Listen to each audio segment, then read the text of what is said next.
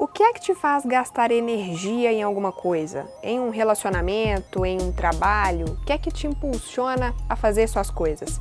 Na psicanálise, o nome disso é pulsão e é dela que a gente fala agora. A psicanálise é uma área do saber que nasceu da prática clínica, nasceu com Sigmund Freud, do interesse dele de desvendar um fenômeno que acontecia, com as mulheres em Viena, no final do século XIX, no qual a medicina não tinha uma explicação, Elas sofriam de patologias do corpo, Elas tinham vários sintomas no corpo que não eram explicados pela medicina. Nesse processo de investigação, ele construiu a psicanálise, que é um outro olhar, um saber que permite um olhar para o sujeito na sua dimensão psíquica.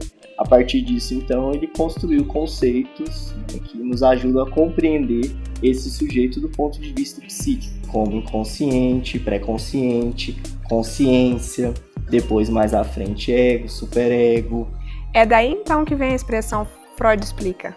Isso, porque Freud, ao teorizar sobre o sujeito e esse sujeito do inconsciente, ele demonstrou que há determinismos psíquicos que não passam pela consciência, pela cognição. Quando ele vai dizer dos sonhos, dos lapsos, do ato falho, dos xistes, todas essas manifestações do inconsciente, ele vai nos dizer o que tem de inconsciente aí que não perpassou pela consciência. Então vamos pensar, quando um sujeito está voltando para casa e toma um caminho errado. Freud vai dizer que isso não é um acontecimento ao acaso. O nosso aparelho psíquico ele não é tão primitivo assim a ponto de cometer esse erro.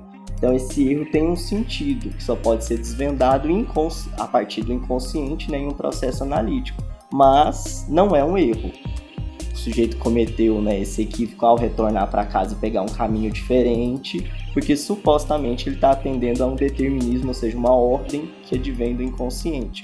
Ou mesmo quando a gente diz uma palavra no lugar de outra. Então, por isso que tem essa frase que é comum no cotidiano até e foi incorporada pelo senso comum.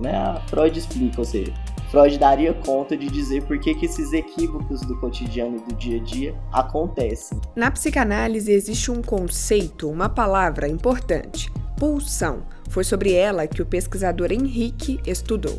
Na obra freudiana a gente vai ter então o conceito de pulsão, que é um conceito utilizado por Freud para explicar como o sujeito se constitui e como ele está na vida, ou seja, direcionado para essas várias atividades que geralmente um sujeito assume na sua vida.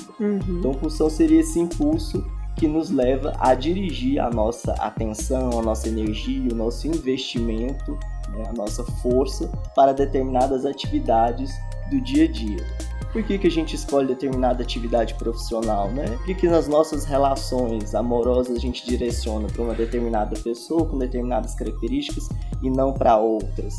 Por que ao longo do nosso cotidiano a gente escolhe estar em determinadas situações até que causam desprazer, sofrimento e não saímos dessa situação para outras situações que provavelmente não causariam esse sofrimento. Então, Freud vai explicar essas situações cotidianas a partir do conceito de pulsão, dizer que esses direcionamentos que a gente tem na nossa vida cotidiana são frutos desse impulso que tem como meta obter satisfação. Então, todas essas atividades que são escolhidas por nós e que fazem com que a gente escolha elas dentre as várias opções que a gente tem, é porque elas têm uma qualidade de proporcionar prazer. Por isso que nós as escolhemos. Depois de Freud, outro estudioso, Lacan, também trabalhou com essa ideia da pulsão. Na pesquisa, Henrique identificou as diferenças de um para outro. Como é que fica essa diferença entre a visão do Freud e a de Lacan do que é a pulsão? Então a gente vai ter na obra lacaniana alguns elementos a mais que vão ajudar a pensar a pulsão. Em especial, a linguagem. Quando o Lacan insere a linguagem para pensar a pulsão, ele vai tirar a pulsão do campo biológico, do campo da necessidade e vai ressaltar, dar um destaque para a possibilidade da satisfação da pulsão. Alguns freudianos entendiam que era possível sim chegar a essa satisfação, a essa completude, até mesmo através do encontro genital. Lacan vai exaltar, com muito destaque na sua obra, dizer que não é possível obter satisfação. Satisfação total. A satisfação só vai ocorrer na insatisfação.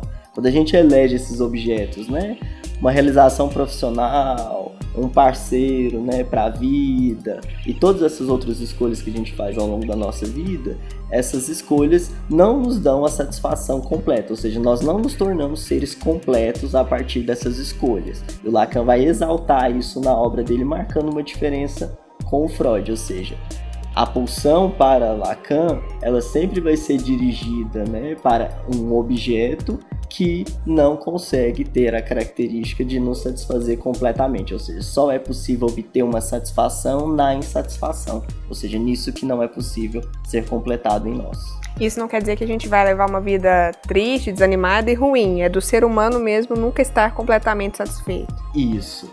Ao longo da nossa vida, a gente tem o que o Lacan vai dizer que é um engano fundamental. Nós nos enganamos acreditando que quando a gente estiver nessa profissão, a gente vai ser feliz, vai ser completo. Quando eu me casar, me relacionar com determinada pessoa, eu vou ser completo, eu vou ser feliz, eu vou ter a felicidade plena, não vou pedir e desejar mais nada. Quando eu fazer determinada situação, né, os estudantes aí, se eu for aprovado em tal disciplina, né, eu vou ser feliz, pleno, né?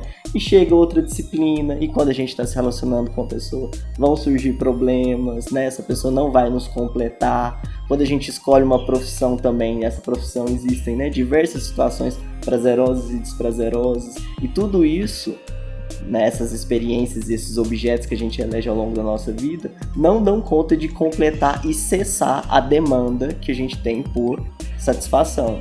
Elas atendem minimamente esse desejo de nos satisfazer, mas ainda continuamos desejando. Isso não significa que a gente tem uma vida ruim, né, ou uma vida supostamente inferior. Na verdade, isso é viver, é a gente buscar esses estados de completude sem se completar. Porque se a gente se completa, a vida para. Esses objetos, eles aparecem pra gente como objetos de completude, a gente se engana acreditando que a completude vai estar lá, mas é esse engano que é fundamental, que é viver, é a gente se dirigir a esses objetos buscando a satisfação e, né, não encontrando uma satisfação total pra gente continuar desejando e elegendo outros objetos para essa satisfação.